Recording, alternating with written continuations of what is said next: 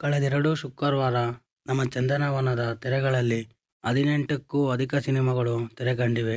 ಇಂದು ಈ ಪಟ್ಟಿಗೆ ಮತ್ತೈದು ಸಿನಿಮಾ ಸೇರ್ಪಡೆಯಾಗುತ್ತಿದೆ.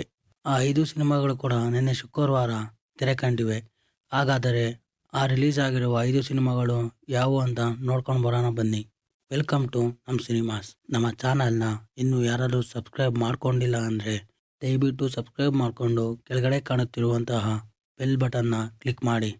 ಇನ್ನು ಟಾಪಿಕ್ಗೆ ಬರೋದಾದರೆ, ಶುಕ್ರವಾರದಂದು ನಮ್ಮ ಕನ್ನಡದ ಯಾವ ಸಿನಿಮಾ ರಿಲೀಸ್ ಆಗಿದೆ ಅಂತ ನೋಡ್ಕೊಂಡು ಬರೋಣ ಬನ್ನಿ.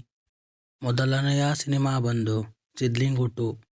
13 ವರ್ಷಗಳ ಹಿಂದೆ ತೆರೆಕಂಡಿದ್ದ ವಿಜಯ್ ಪ್ರಸಾದ್ ನಿರ್ದೇಶನದ ಸಿದ್ಲಿಂಗು ನಟ ಯೋಗಿ ಸಿನಿಪಯಣಕ್ಕೆ ತಿರುವು ನೀಡಿತ್ತು.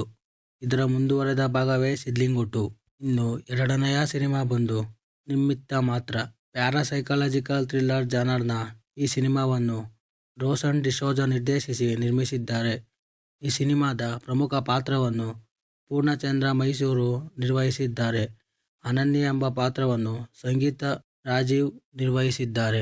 ಮೂರನೇ ಸಿನಿಮಾ ಬಂದು ಭುವನಂ ಗಗನಂ. ಪ್ರಮೋದ್ ಹಾಗೂ ಪೃಥ್ವಿ ಅಂಬಾರ್ ನಟನೆಯ ಈ ಚಿತ್ರವನ್ನು ಗಿರೀಶ್ ಮೂಲಿಮನಿ ನಿರ್ದೇಶಿಸಿದ್ದಾರೆ. ಈ ಚಿತ್ರಕ್ಕೆ ಅವರೇ ಚಿತ್ರಕಥೆ ಬರೆದಿದ್ದಾರೆ.